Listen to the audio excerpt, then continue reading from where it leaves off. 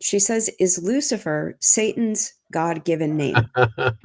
What a great question. Oh, goodness gracious. Well, let's go to Isaiah 14. Is Lucifer? Oh, man, what a great question. Thank you for asking that. Who asked that? Lori Bowden?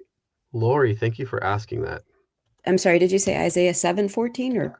I said just 14, Isaiah Okay. 14. Yeah, and it's going to be verse 12. So this is actually the only place in the entire Bible the word Lucifer is used. It's only used once, and it's right here. Now, uh, since you have Blue Letter Bible, let's have some fun. Could you click on Tools for me? Perfect, and then scroll down, and if we can see the word Lucifer there. Okay, so I want to point out something. The Hebrew word here is Halel. Okay, now this is interesting. I think folks will really enjoy this. When the King James translators got to that word that they use from the Masoretic text, you know something? They just quite weren't sure how to translate it. Now, this is if people have the original 1611 facsimile, which I do, this is in their marginal notes. You don't have to guess on this. They told you. Now, what they did was they actually said, you know what? Rather than doing a translation of this, we are going to defer to Jerome's Latin Vulgate. The Latin Vulgate is basically the that's the manuscript for the Catholic Bible. Now, the King James translators loved Jerome. They called him the father of linguistics. They thought he was the bee's knees when it came to languages. They loved Jerome. This is all. I did a massive study on the preface of the King James Bible in the 1611. They loved Jerome. Now, here's what they did when they got to the Masoretic text in Isaiah 14:12. They got to this word, and you know what they did? They said, "Let's go see what Jerome did in the Latin Vulgate." There is a Latin word, and the Latin word is Lucifer. It's the Latin version of this Hebrew word. And they said, we're not going to mess with this because we're not exactly sure how we're going to translate this. Why don't we do this? In the English King James Version, what we're going to do is we're going to just simply insert the word Lucifer. We're going to do what's called a transliteration. That's what it sounds like to your ear. If a foreigner was speaking and you say that again, what your ear hears, and you write it out in English, it's not an English word, but you're using English letters to spell out what it sounds like to you. That's where we get the word Lucifer from. Okay.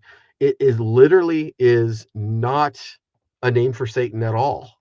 There's you could in a million years prove this is talking about Satan. In fact, what you're actually doing, if you say that, is you're actually going against the text. Go to Isaiah chapter 14. If you look at it, it's talking about the fall of the king of Babylon.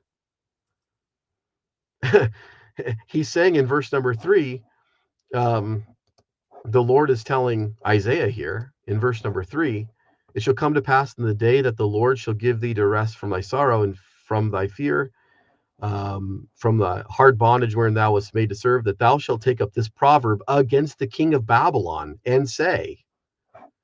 So he's talking to the king of Babylon. And so when he's talking about that, he says this word that they transliterate Lucifer. And so we say Lucifer, and we say, oh, well, that must be talking about Satan. Well, in context, it's talking to the king of Babylon. Now you say, well, but what does the word Lucifer mean? Ah, very interesting. The word Lucifer actually means something like morning star or bright one, something like that. And if you look in the King James Version 1611, they actually put in their marginal notes, they said, they have 2 lines there. It says Lucifer, 2 lines. Go over, it says, or morning star or bright one. I think they do both of those.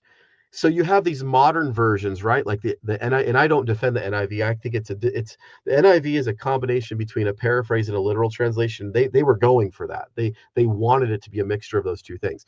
But just for the sake of what we're talking about, if you look in the NIV real quick, here, let's do this. Can you go up to the top? Do you have NIV on this? Perfect. Click NIV and go to Isaiah 14:12, same passage. No pressure. Sorry, Tracy. I'm just kidding. Isn't she doing good there? She's doing great. Woo. So, how you are fallen from heaven, they don't use Lucifer. What do they use? Star of the Morning, morning. morning star. Wow. So what the King James onlyists do in this passage, and I grew up a King James onlyist. Trust me, I know. As a little kid, 2, 3 years old, I was in King James conferences. I knew the difference between Alexandrian manuscripts and Byzantine manuscripts from the time I was 4 or 5 years old. I had Sam Gipp and Ruckman at my church when I was little. They're both in my home. I know this issue. Okay, I was born into this issue. So if you look at see how the NIV used this, can you scroll up just a little bit? So the NIV translates that word as morning star. So the King James onlyists say, look, folks, two thoughts here that are not right. They say, look, the word Lucifer means Satan, right, everybody? Let's all nod our heads because that's what we've heard our whole lives.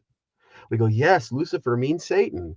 Okay, now once I got you to believe that, I say, look what the NIV did with this. They changed Satan to morning star. And what is morning star? Another name for Jesus. The NIV blatantly changes Satan to Jesus. Can you believe how corrupt it is? That's wrong on Yeah. so many levels. Number one, the King James transliterated the Latin. And what does that Latin word mean by their own admission in the marginal notes of the King James Version 1611? Morning star. So what did the NIV actually do here? They dared to translate it accurately. The word Lucifer or Hallel means morning star. It's an accurate translation. It's not talking about Satan at all. It's talking about the king of Babylon. So now Wow. once I get you to believe this is about Satan, now all I have to do is go through Isaiah 14 and just tell you all the doctrines about Satan. I have done sermons on Satan from Isaiah 14. I know how wrong I was. So now once I get you to believe this talk about Satan, forget the first 11 verses, context, schmontext. Now I just go to after verse 12 and talk about whatever I want and say this applies to Satan because it says Lucifer, the Latin. Okay. Isn't that mind numbing? Isn't that mind numbing? It's well, it's crazy because all you have to do, like you just said, is keep it in context. You Yeah, keep it in context, you're going to be okay. that's You're right. not going to have the confusion. Yeah, But this goes back to the very first question from the listener that we are taught yeah, wrong from the yeah, start, and yeah, that's where confusion is. yeah. This this goes along with this too. Okay, so people who teach that Lucifer is a Nephilim. Yeah. That's discussion right there though, right? It completely dismisses. Yeah, it's not even a conversation. Yeah. That's Okay. the king of Babylon.